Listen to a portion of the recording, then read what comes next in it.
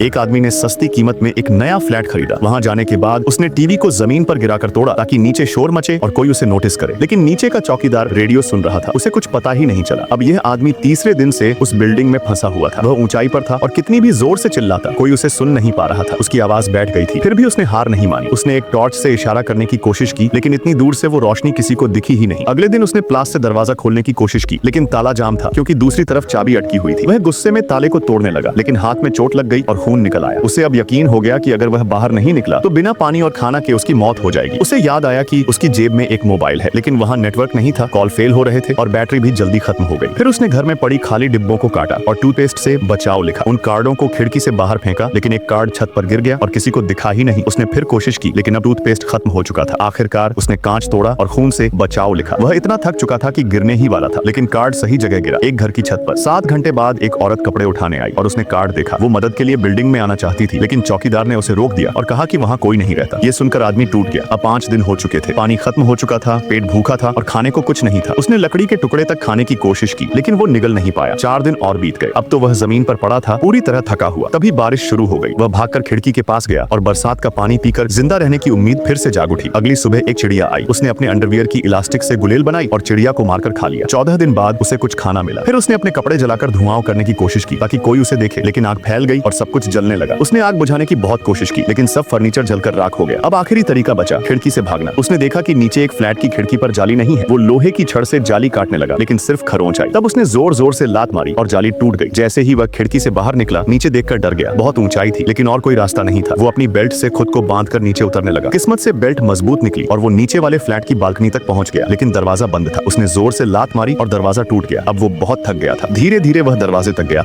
और प्रार्थना की कि मेन डोर लॉक न हो। अंत में 23 दिन बाद वह उस अधूरी इमारत से बाहर निकल सका। नीचे वही चौकीदार अब भी रेडियो सुन रहा था। आदमी इतना थक चुका था कि उससे कुछ कहने की ताकत भी नहीं थी। उसे अब सिर्फ खाना चाहिए था।